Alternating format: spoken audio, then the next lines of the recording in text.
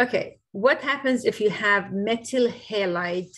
For methyl halide, which of the SN1, SN2, E1, or E2 you would expect?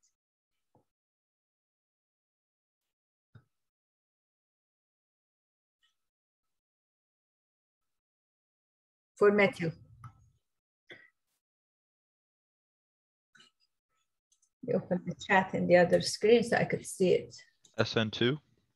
SN2 only, right? Yeah. Yeah, because that's what it says right there, right? We have SN2 only. What's the reason that we have SN2 only? We don't have to worry about the E2 and E1, right? Because for E2 and E1, you get the product is going to be alkene.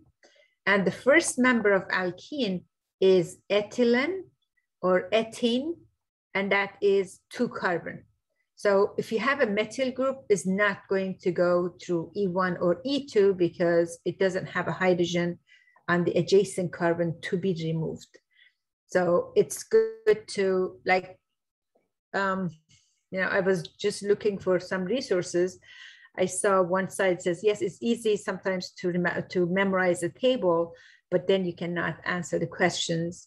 But if you try to look for the wrong answers, why they're wrong, then you have a better chance to be able to answer more questions. So why not SN1? What is wrong with SN1? Why can't methyl group go through SN1? Because for SN1, formation of carbocation, and if methyl carbocation forms, it's very unstable, so it's not going to go through. So only SN2 for methyl group. For primary, what happens with the primary? What's the is going to be most likely going through? SN1 also, right? I'm sorry, SN2. No SN1 for primary either. No SN1, because a primary carbocation is going to be unstable as well. So primary carbocation is unstable. So no SN1. SN2 is a better choice. And then for E1, at the same time, E1 also goes through formation of intermediate, which is carbocation. Primary carbocation is not stable, so SN1 and E1, there's no chance for primary alkyl halide.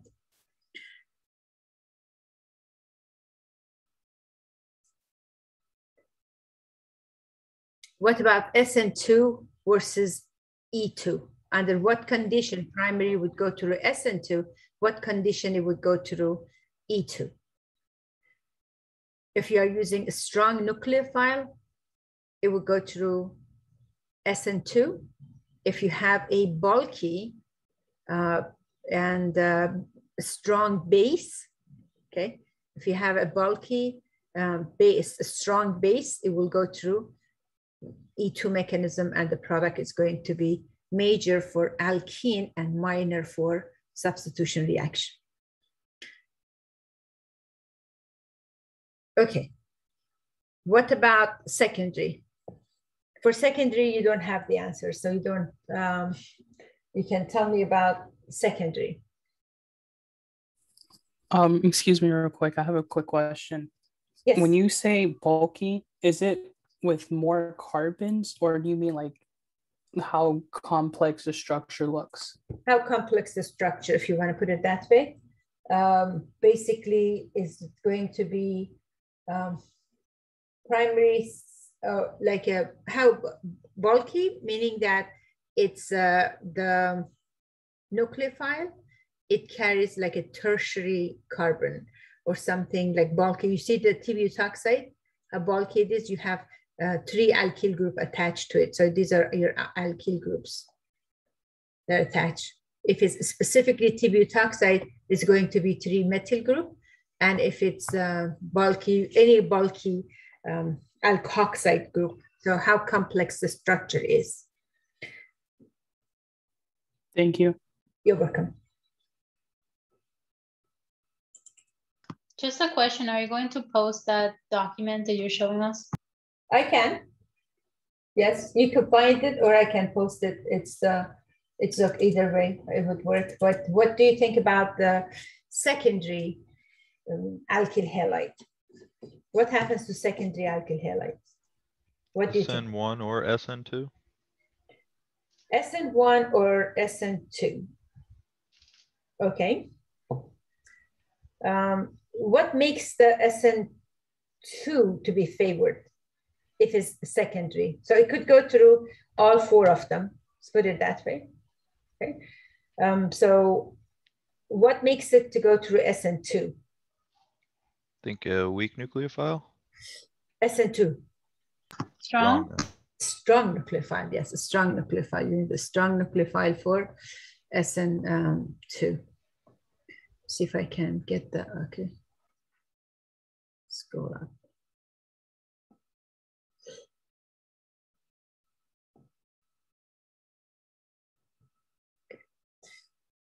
So for SN2, you need a good nucleophile. You don't need a strong base. It has to be, weaker base, but very strong nucleophile. For E2, you would need a strong base. So if it's a strong base, E2, a strong nucleophile is going to be SN2.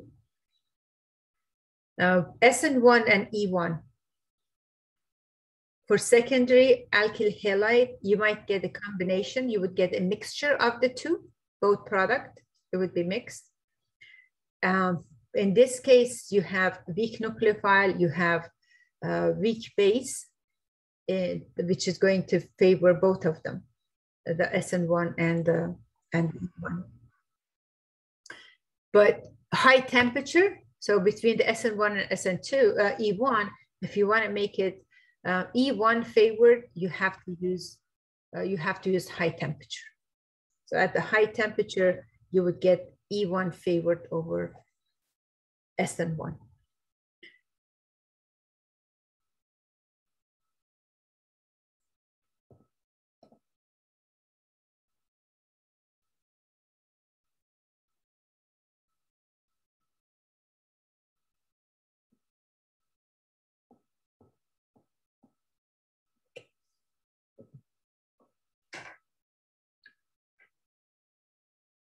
So for SN2 and E2, from SN1 and E1, it says it's easier to distinguish between them. How easy is that?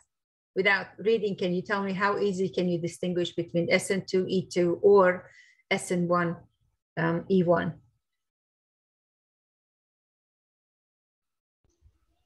Whether or not a strong nucleophile is used?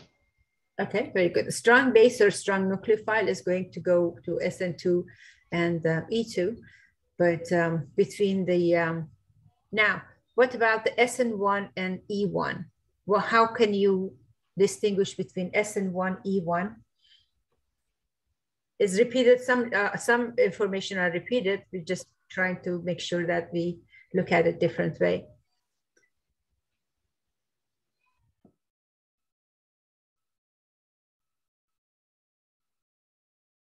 What type of nucleophile would be considered as a strong nucleophile? Iodine. Iodine is one example. Okay. Iodine is an example of it. Yes. Outside. Anything, you see, you have a list of them, good nucleophile, and these are weak bases. You could look at these, that list. These are good nucleophile. If it's good nucleophile like that, and a weaker base is going to make it SN2 favored over SN1. Are those the most common ones? Yes, yes, these are common. Okay. Or you could say like charged, okay? If you say like a negatively charged, we talked about at the beginning, it says if you have like negatively charged, that is going to make it a strong base or a strong nucleophile. These are strong bases. Strong base is a conjugate to very weak acid. Okay, so hydroxide is conjugated to H2O.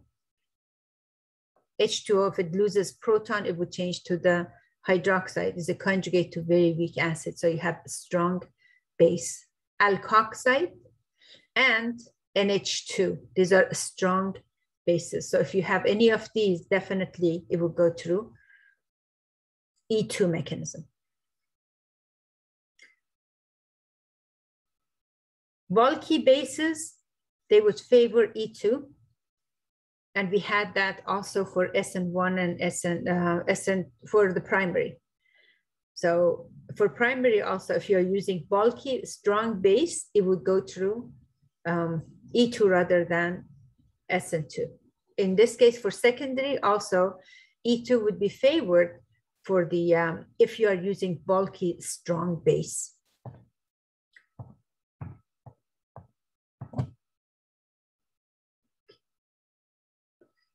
And here is example. You are using strong base versus strong nucleophile. If you are using a strong base, then like a toxide, because it's a strong base, is going to give you major product would be elimination. But if you are using a strong nucleophile, major product is going to be SN2, major product. So this part, it actually comes like after doing all your assignments, you can come up with the summary. You know, they're selling like one summary sheet for $30 online, but you can make your own summary of the reaction, and the way that is going to make more sense to you, and the way that is going to help you to basically, you know, memorize or remember how in problem solving. When it comes to tertiary, which one is going to be eliminated right away? Tertiary alkyl halide. SN1? No. Tertiary alkyl halide. SN2. SN2 will be eliminated right away because for SN2, you need either methyl or primary. That would be the fastest. And that's the major one for the primary and for the methyl. But SN2 is going to be eliminated for tertiary. SN1 is favored. Okay, SN1 is favored because it's because of the intermediate. The intermediate that is forming, if it's tertiary, if it's carbocation, tertiary carbocation is very stable. When it's SN1, you have to have two for the two steps. You get the carbocation intermediate. So for both SN1 and E1 is going to be favored for tertiary. And what's going to happen between SN1 and E1? How could you make sure that is going to be E1 and not SN1?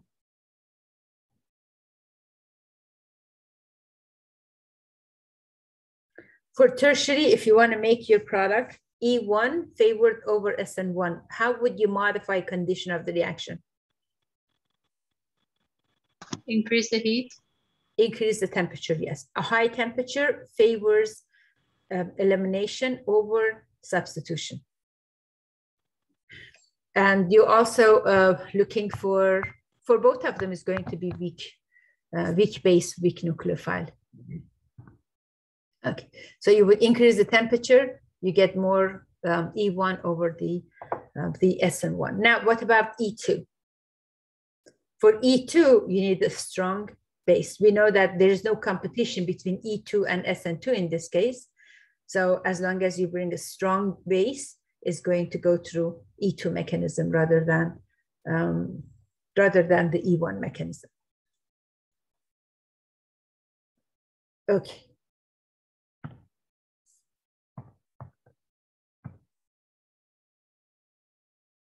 So for the example, if you're bringing like a strong base, you will get elimination product. What happens in this reaction? Is it a secondary? What do you expect to happen?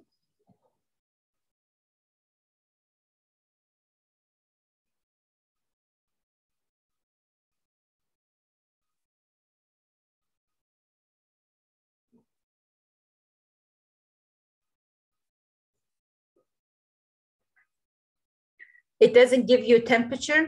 So if it doesn't give you high temperature, that means the temperature is going to be room temperature. We're gonna favor E2 here. E2. Okay, what do you need for E2? A strong base. A strong base. Is this a strong nucleophile or is it a strong base? I think it's a base. See, it's a conjugate to acid. Like a strong base that we had is like a hydroxide. Hydroxide is a conjugate to H2O. See how weak of acid is this? And as the weaker the acid is, the stronger the conjugate base is. So we are looking for a strong base. We are looking for the conjugate acid that is very weak acid. Carboxylic acid is not comparable to water. It's a lot more acidic than the water. As a result, the conjugate base is not going to be very strong base. Okay. The weaker the acid, the stronger the base. Comparing H2O with carboxylic acid, this is actually a better nucleophile than the base. So what are the other choices? For the secondary? It's SN2. That's SN2. SN2 is a weak base and its weak base, a strong nucleophile is going to be SN2. Do we always have to compare like that? Or only?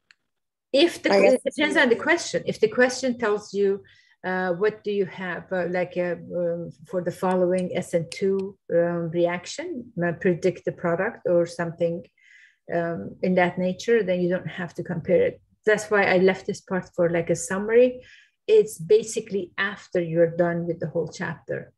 Then you're given a question like this, and then you have to look for the condition of the reaction. Say, okay, is a secondary? Is it going to be E2 or is it going to be SN2? And then you look at what is being added here. Okay, this is not a weak nucleophile or weak base, right? Mm-hmm. It's not neutral. It's not H2O. It's not alcohol.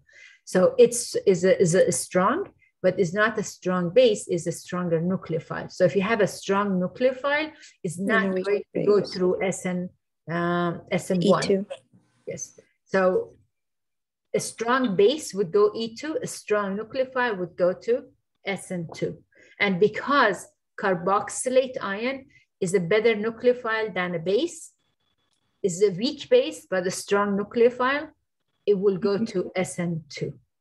So you have to look at what is the condition there. Okay. Next one, for reaction 2, what would you think would happen in the second reaction, next reaction?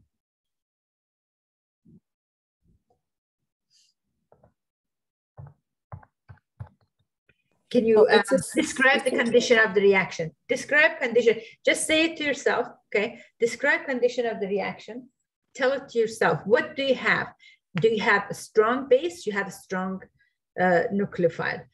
Do you have high temperature? You have low temperature. You have primary, secondary, or tertiary. So if you say those couple factors or 3 factors loud, it comes to your mind. What do you have here as a alkyl halide? What type of alkyl halide do you have here?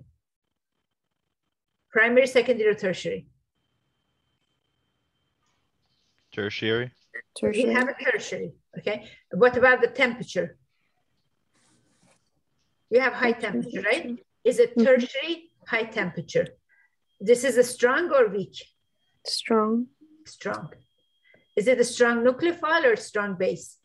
Strong base. Okay. So if you're using a strong base, it's going to be E2. E2, E2 versus SN2, right? Mm-hmm. A strong base, a strong nucleophile. Is SN2 a choice for this tertiary alkyl halide?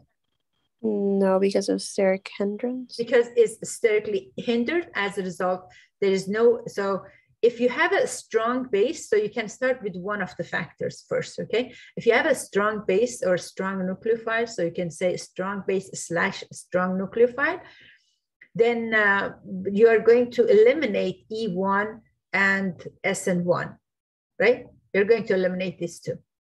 Then you are going to concentrate on E2 and SN2. You look at this alkyl halide as a tertiary, you eliminate the SN2. E2 would be the better choice here.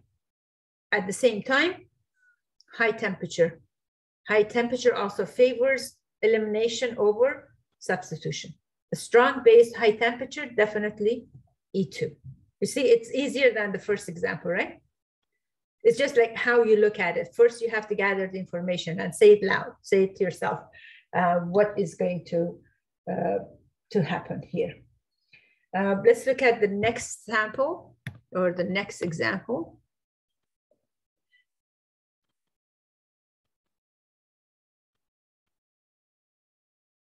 So we know it's E2 here. Next one.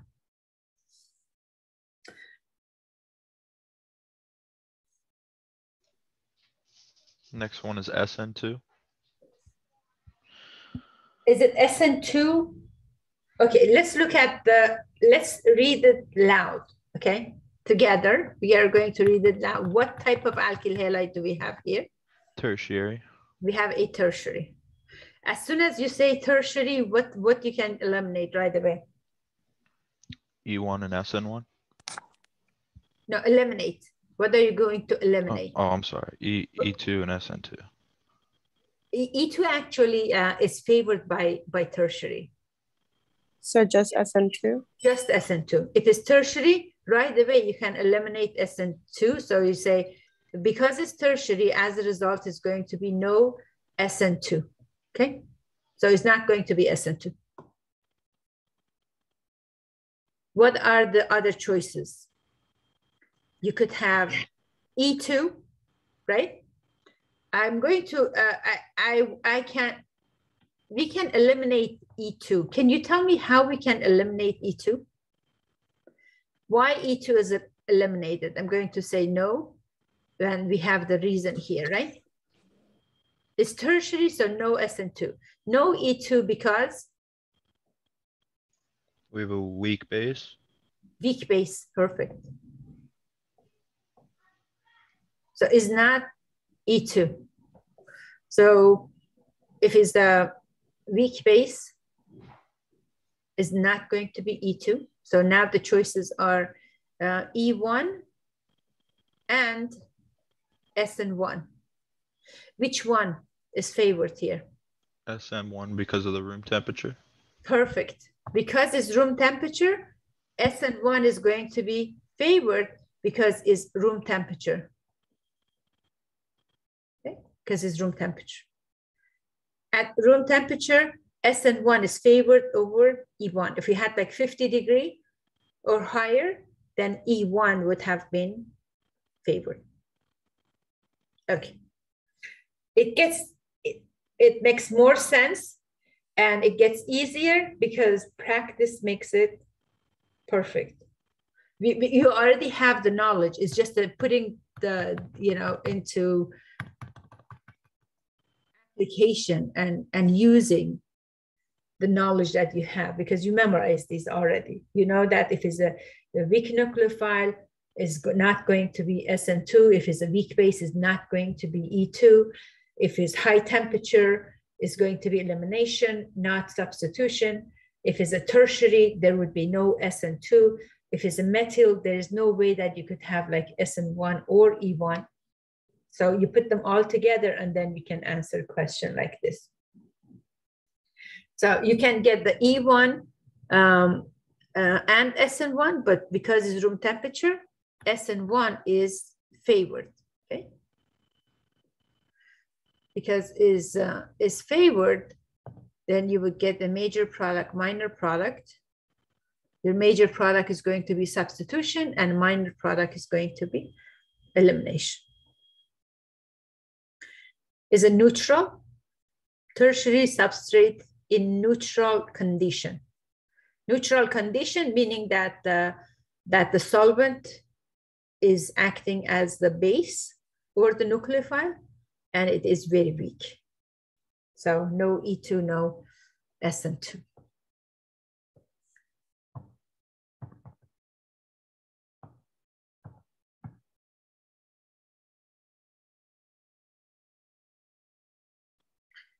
Okay. This is a table, a different table, but still it kind of summarizes under what condition what can be used. So if you have your nucleophile, if you want to decide based on just the strength of the nucleophile, if it's a strong nucleophile or a strong base, you're dealing with SN2 and E2. If it's a weak nucleophile, then you need to know the examples of what is weak nucleophile and what is a strong nucleophile.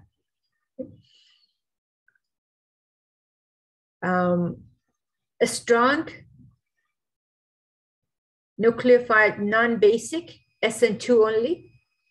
And then if it's a basic and nucleophile, they can do both E2 and SN2. In that case, you have to just, you have to change the temperature.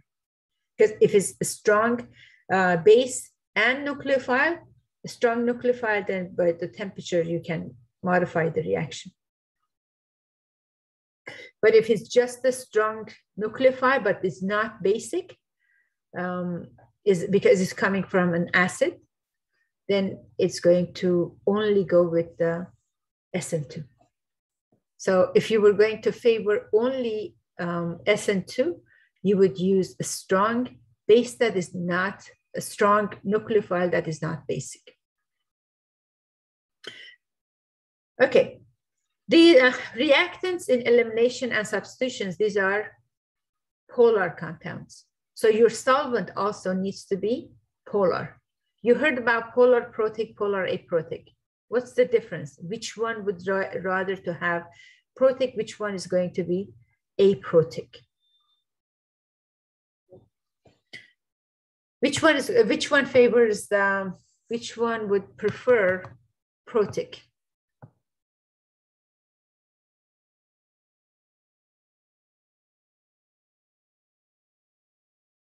SN1 or SN2? Which one? Isn't it SN1 or SN1? SN1. If the solvent is polar protic, then it's going to go through SN1 or is going to go through E1, formation of carbocation. But I found this, like the way that, you know, the expression here or explanation is a little bit easier, is a different view. And I wanted to bring this in the summary sheet, is that when you're dealing, first of all, it has to be polar. So the solvent has to be polar because alkyl halide is polar. But can you see the solvation by a polar protic solvent?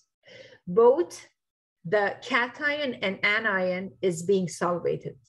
If you have polar protic, both of them is going to be solvated. So if you bring like a nucleophile, is going to be also solvated by the polar protic solvent. For polar aprotic solvent, look what happens with polar. I hope that you can remember this picture. You see Na is surrounded by water, Cl is surrounded also by water. This is a polar protic. And here is a picture for aprotic.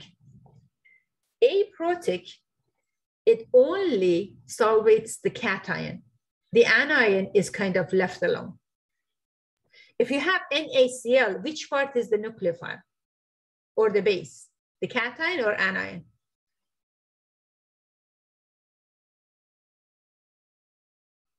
Which one is the base or the nucleophile?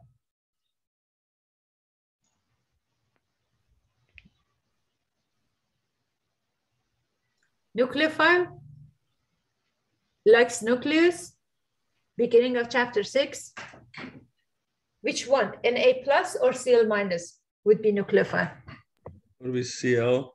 Cl would be nucleophile. Okay, so what happens if you have polar protic? Cl is being captured. okay, is being caged in. So it makes the nucleophile weaker or stronger if it's caged in. A strong nucleophile, if it goes into a cage, is going to be weak. If you have, you know, I don't want to use the other examples, but if it's caged in, then it's going to be weak. So basically, this explanation here, it says that if you are using polar protic solvent, it's going to make your nucleophile a weak nucleophile. And if you have a weak nucleophile, would that favor SN1 or SN2? Weak nucleophile. SN1. Yes, I hope that you don't have any hesitation, because weak nucleophile is SN1, a strong nucleophile is SN2. For SN2, it has to be, it looks like you haven't, you know, if the steric hindrance and all that, those factors for SN2, if the nucleophile is not strong, is not going to attack and is not going to initiate the reaction. So for a polar product, they're always going to be connected to hydrogens. Protic, yes. Protic, you have, that means you have hydrogen, ionizable hydrogen. So if you have polar protic, is going to solvate both cation and anion. That's as a result is going to make the nucleophile weaker nucleophile. Or the base is going to be weaker. Because it's weaker, it's going to go SN1 or E1. Now, what happens with the aprotic? Aprotic only solvates the cation and is going to leave the anion alone. Is not going to cage in the anion, and then the anion part is going to act as a stronger nucleophile or a stronger base. So for SN2, you need polar aprotic. But for SN1, you need polar protic. And as I'm going to make this available and make sure you you read those details also. Well, this is pretty much the summary for chapter 6. Well, it's a summary at the same time. Yeah. It's kind of higher level, so you have to decide. Well, you don't get only questions based on, you know, make a decision. Is it going to be SN1? So comparing all 4 of them, but you will get some questions. Yes, if you understood the chapter 6, then you can actually, you know, this is kind of a review. That's what I promised that I would do based on chapter 6. I said I will have a summary sheet for the chapter comparing the 4 mechanisms. Here are some of the examples that you need for the polar protic and polar aprotic. So when you see this red color, any of these solvents used, then we know that is a polar protic solvent. So it's going to be SN1 or it's going to be E1, but polar aprotic solvent, those are good for SN2 mechanisms. And we have a final table summary that it says methyl group, or if you have a methyl halide, would always go through SN2 because it doesn't go through SN1, and elimination, it doesn't make sense for methyl. It's not gonna go. For primary alkyl halide, if the bulky base is used, bulky strong base is used, it can go to E2, otherwise it's going to be SN2. For secondary, if you have a strong nucleophile, it would go to SN2. If you have a strong base, it would go to E2 with a strong base. For SN1 and E1, you must have like a neutral condition. That means that you are using either water, like alcohol, or a neutral condition. So you don't have a strong base, a strong nucleophile. So you get like SN1 and E1. Now, if you want to make it E1 favored, then you must use high temperature for E1 favored.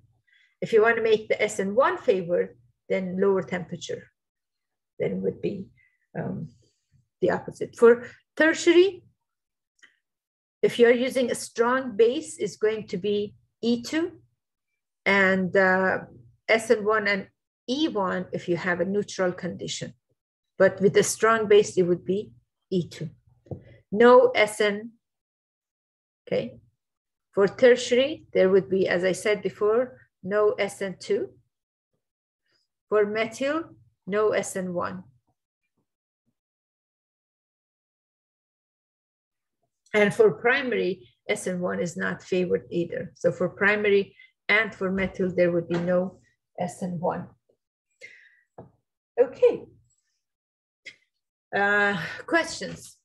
Let me see if there is any question in the chat earlier for me.